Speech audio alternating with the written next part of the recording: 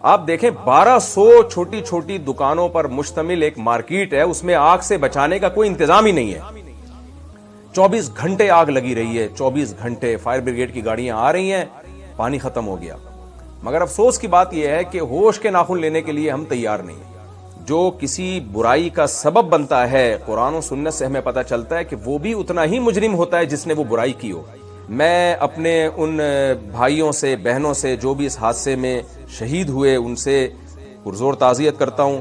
بسم اللہ الرحمن الرحیم۔ گل پلازہ میں جو واقعہ ہوا ہے، بدترین آگ جس نے بہت سے لوگوں کو جھلس کے ہلاک کر دیا، شہادتیں ہوئی، مائیں باہر کھڑی ہوئی چیخ رہی ہیں، ہمارا بیٹا ہے اندر، ہمارے لواحقین اندر موجود ہیں، رو رہی ہیں۔ میڈیا پہ یہ مناظر دیکھے نہیں جا رہے، لوگ اپنی آنکھوں سے دیکھ رہے ہیں، چیخ و پکار ایک مچی ہوئی ہے، اور فائر بریگیڈ کی گاڑیاں ایک ایک گھنٹہ لیٹ پہنچ رہی ہیں۔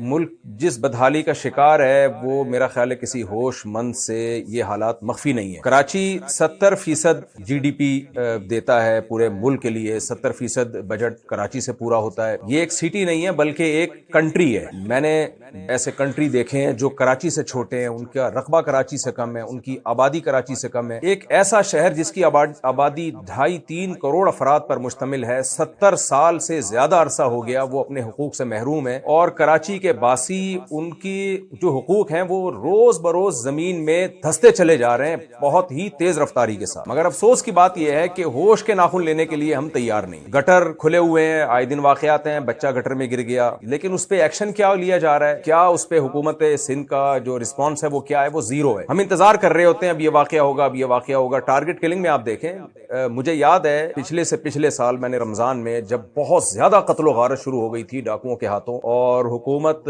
نے کوئی اس پہ رسپانس نہیں دیا، حکومت نے کوئی توجہ نہیں دی ڈاکوؤں کو پکڑنے کے لیے، پولیس کے اختیارات بڑھانے کے لیے، رینجرز کے اختیارات بڑھانے کے لیے، تاکہ بھئی یہ ڈاکوؤں کو کنٹرول کریں۔ سویڈن سے ایک جوڑا آیا، نیا شادی شدہ جوڑا تھا، ان کو قتل کر دیا گیا، اس بچوں کے سامنے اس کے باپ کو ڈاکوؤں نے مارا ہے، یہیں ناگن چورنگی پہ۔ اتنے واقعات ہو رہے تھے رمضان کے آخری عشرے میں، یعنی دھڑلے سے لوگ قتل ہو رہے تھے۔ تو میں نے اس وقت جذبات میں ایک بیان دے دیا تھا کہ 27ویں رات کو میرا دل چاہ رہا ہے کہ میں حکومت سندھ میں جو بھی اس کے ذمہ دار ہیں ان واقعات کے، میں ان کے خلاف بددعائیں کروں۔ آپ حیران ہوں گے 27ویں رات کو جب ہم نے ختم قرآن پہ دعائیں مانگنی تھی، میرے دوست کا فون آیا کہ مجھے ڈاکوؤں نے گولی مار دی ہے، اور میری 27ویں رات ہاسپٹل میں گزری اپنے ایک ریلیٹو کے ساتھ جس کو 4-5 گولیاں ڈاکوؤں نے ماری تھی، اور پوری رات میں نے اس کے ساتھ وہاں گزاری۔ قسم اٹھا کے کہا جا سکتا ہے کہ دنیا میں کسی ملک میں جس میں جنگ مسلط نہ ہو ایسے حالات نہیں ہوتے۔ اگر ایسے حالات ہوتے ہیں تو کسی کنٹری نے اٹیک کر دیا ہوتا ہے۔ حکومتی نااہلی اور حکومت کے جو ذمہ داریاں ہیں، ان ذمہ داریوں کو پورا نہ کرنے کے سبب ایسے حالات شاید پاکستان سے زیادہ یا خاص طور پہ کراچی سے زیادہ کہیں بھی اتنی بدحالی نہ ہو۔ 24 گھنٹے آگ لگی رہی ہے، 24 گھنٹے فائر بریگیڈ کی گاڑیاں آ رہی ہیں، پانی ختم ہو گیا۔ کیا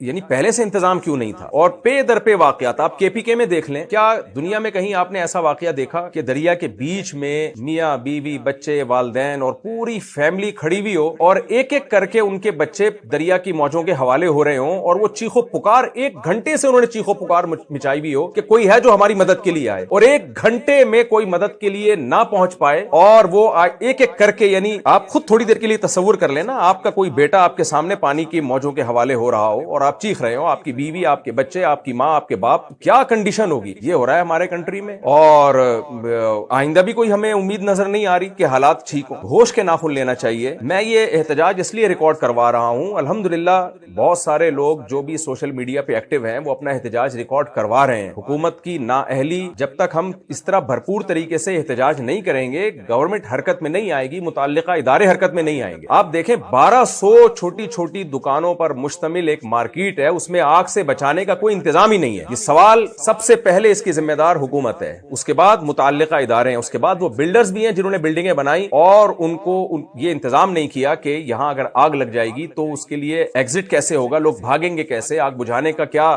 انتظام ہوگا۔ ہم نے اداروں میں دیکھا ہے، آپ دارالعلوم کرنگی میں جائیں، حضرت مفتی رفیع عثمانی صاحب نے ایک مدرسہ بنایا، پہلے سے اس مدرسے کی عمارت کو ایسا ڈیزائن کیا کہ خدا نہ خواستہ اگر آگ لگتی ہے تو طلبہ کے بھاگنے کے راستے ہوں۔ پھر آگ سے بچانے کے جتنے بھی انتظامات ہیں، جتنی بھی SOPs ہیں، ان تمام کو اپنے مدرسے میں لاگو کیا۔ جامعہ الرشید آپ جائیں، ایک مدرسہ ہے، حالانکہ وہ بہت بڑا ادارہ نہیں ہے، کوئی ایسا نہیں ہے کہ کوئی بہت بڑا بزنس ہو رہا ہو وہاں پہ، ایک مدرسہ ہے جہاں لوگ قال اللہ قال رسول پڑھ رہے ہیں، وہاں انہوں نے انتظام کیا کہ بھائی اگر خدا نخواستہ آگ لگتی ہے تو راستے ہوں جہاں سے طلبہ باہر بھاگ سکیں اور آگ بجھانے کے انتظامات ہوں، سلنڈر جو لگائے جاتے ہیں، ایسے اداروں میں انتظامات ہو رہے ہیں۔ اور 1200 دکانوں پر مشتمل ایک بلڈنگ جو کراچی کا دل صدر، اور اس صدر کے بھی بیچوں بیچ ایک ایسی عمارت ہو جہاں سینکڑوں ہزاروں لوگ اربوں خربوں روپے کا بزنس کر رہے ہو، وہاں جناب آگ سے بچنے کا، آگ لگ جائے تو بجھانے کا اور ایگزٹ کے راستے ہی نہیں ہے وہاں پہ۔ اس سے بڑی یعنی کسی قوم کی ناکامی اور کسی حکومت کی ناکامی کی اس سے بڑی دلیل کیا ہو سکتی ہے؟ تو میں کراچی کے باسی ہونے کے حیثیت سے ایک اپنا احتجاج ایک ریکارڈ کروانا چاہتا ہوں، اور جو ہم نے باہر دنیا میں ٹریولنگ کی ہے تھوڑا بہت اپنا تجربہ شیئر کرنا چاہتا ہوں۔ دنیا میں جتنی بھی آرگنائزڈ قومیں ہیں، جتنی بھی قومیں جو مہذب قومیں سمجھی جاتی ہیں، وہ آگ سے بچنے اور قدرتی حادثات سے بچنے کا پہلے انتظام کرتی ہیں، اس کے بعد عمارتیں بنتی ہیں اور اس کے بعد نقشے پاس ہوتے ہیں۔ آپ یورپ میں جائیں، امریکہ میں جائیں، کینیڈا میں جائیں، جہاں بھی دنیا میں سفر کریں، آپ اس قدر انہوں نے انتظامات کیے ہوتے ہیں، یعنی ہم حیران ہوتے ہیں کہ جب آپ باہر سفر کرتے ہیں تو ہمارے یہاں جیسے لائنوں میں پانی آتا ہے تو انہوں نے آگ بجھانے کے لیے پانی کی لائنیں الگ سے ڈالی ہوئی ہوتی ہیں کہ خدا نخواستہ کہیں آگ لگی تو ان لائنوں کو کھولا جائے گا۔ ایسا نہیں ہوگا کہ ٹینک بھر بھر کے آ رہے، کتنا ٹائم لگتا ہے فائر بریگیڈ کی ٹینکروں کو فل ہونے میں، پھر ٹریفک کی وجہ سے لیٹ ہو سکتے ہیں، جب کہیں حادثہ ہوتا ہے تو کھچا کھچ رش بڑھ جاتا ہے وہاں پہ، تو اس کا انہوں نے پہلے سے انتظام کیا ہوا ہے۔ آپ ان ملکوں میں جائیں، آپ دیکھیں ہر عمارت میں ایک بٹن ہوتا ہے، آپ واش روم میں جائیں گے نا، ریسٹ روم میں، وہاں بھی ایک بٹن ہوتا ہے، ایمرجنسی بٹن، خدا نخواستہ آگ لگ گئی، آپ نے یہ بٹن آن کر دینا ہے، فائر بریگیڈ کا عملہ، پولیس اور ایمبولینس تینوں کے تینوں فوراً پہنچتے ہیں۔ ہم کہاں کھڑے ہوئے ہیں، دنیا کہاں سے کہاں نکل گئی، لیکن ہمارے ہاں میرے ایک دوست نے مجھے واقعہ سنایا، ان کے آفس میں آگ لگ گئی۔ یہ واقعات تو وہ ہے جو مشاہدے پر مبنی واقعات ہیں۔ ان کے آفس میں آگ لگی، پورا جل گیا، میں ان سے ملنے کے لیے گیا، میں نے کہا یہ آپ کے آفس میں ہوا کیا؟ کہتے ہیں آگ لگ گئی تھی۔ میں نے کہا فائر بریگیڈ کو نہیں بلایا؟ انہوں نے کہا میں نے فائر بریگیڈ کے محکمے کو فون کیا تو وہ آئے اور آ کے انہوں نے اچھی طرح سروے کیا اور فون کر کے بتایا کہ بندہ کوئی نہیں مرا ہے، یعنی بندے سب نکل گئے، مطلب بزبان حال انہوں نے پیغام دیا کہ بندے چونکہ بچ گئے لہذا کوئی جلدی نہیں ہے، تسلی سے آ جاؤ۔ آپ دیکھیں یہ کس کی ذمہ داری ہے، اس کا ذمہ دار کون ہے؟ آگ میں جل کے مرنا کس قدر اذیت والی موت ہے یہ، اور کس قدر یہ یعنی لا يعذب بالنار الا رب النار، نبی صلی اللہ علیہ وسلم نے فرمایا آگ سے جلانے کا حق صرف اللہ کو ہے، جو قیامت کے دن اللہ نافرمان بندوں کو آگ میں ڈالے گا۔ لیکن ہماری حکومتوں کی نااہلی اور ان بلڈرز کی نااہلی جو عمارتیں بناتے ہیں اور عمارت بناتے وقت، بلڈنگ بناتے وقت اس کا خیال نہیں کرتے کہ بلڈنگ کا ڈیزائن ایسا بنایا جائے کہ خدا نخواستہ آگ لگتی ہے تو نکلنے کا پورا انتظام ہو۔ تو جو کسی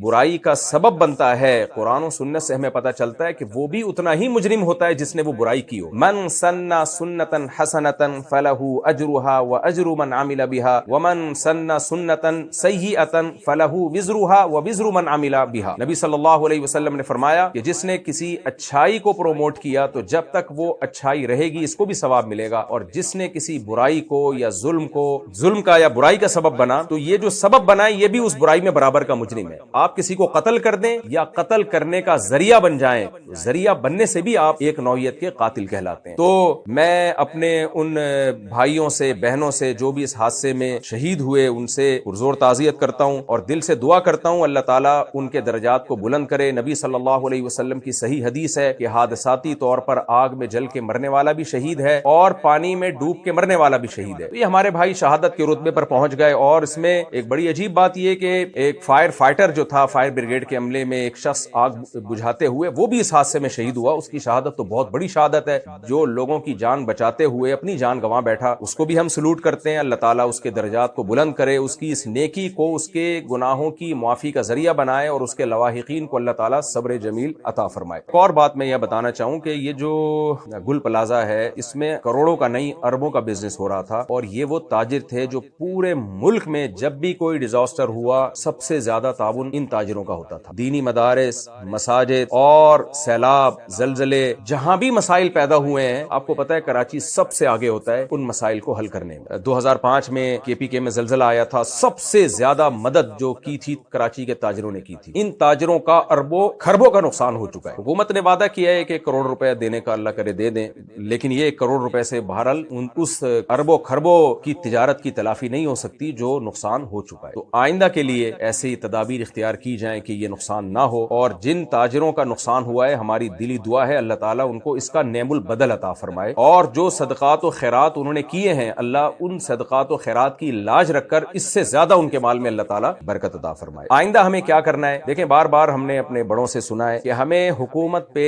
انحصار کرنا چھوڑ دینا چاہیے۔ بہت سے لوگ تو اس طرح کی بھی آوازیں بلند کر رہے ہیں کہ کراچی 70 سال سے زیادہ عرصہ ہو گیا زمین میں دھنس رہا ہے، تو کچھ ایسی بھی صدائیں اب آنا شروع ہو گئی ہیں بھائی کراچی کو وفاق کے حوالے کر دیا جائے، کچھ کہہ رہے ہیں کراچی کو الگ صوبہ بنایا جائے۔ میں اب سیاسی آدمی نہیں ہوں، سیاسی باتیں کرنا میرا کام نہیں ہے، یہ تو عوام فیصلہ کرے گی، اور جو اختیارات با اختیار لوگ ہیں، با اثر لوگ ہیں، وہ فیصلہ کریں گے، لیکن اس طرح کی صدائیں گونجنا شروع ہو گئی ہیں۔ لیکن اتنی بات تو ہے کہ پے در پے اس طرح کے واقعات سے ایسا نہ ہو کہ سول نافرمانی شروع ہو جائے، لوگ ملک میں پہلے ہی بدحالی پھیلی ہوئی ہے، امن خراب ہے ملک کا، اور زیادہ بدامنی پھیلنا شروع ہو جائے۔ آپ دیکھیں ہمارے ہاں کراچی میں اول تو کوئی پروجیکٹ شروع ہوتا نہیں ہے، جب وہ شروع ہوتا ہے اگر سال سوا سال کا پروجیکٹ ہو تو اس کو 2 2.5 3 سال لگ جاتے ہیں۔ گرین بس کا آپ حال دیکھ لیں نا، گرین بس شروع ہونے، ہم تو بچپن میں سنا کرتے تھے گرین بس شروع ہونے والی ہوتے ہوتے ریٹائرمنٹ کی عمریں ہو گئی اور وہ اب جا کے شروع ہوئی ہے۔ 4K چرنگی کا آپ حال دیکھ لیں، 4K چرنگی سن رہے تھے کہ جی بن رہی ہے، بنتے بنتے اتنا ترسا دیا حکومت نے کہ لوگوں کے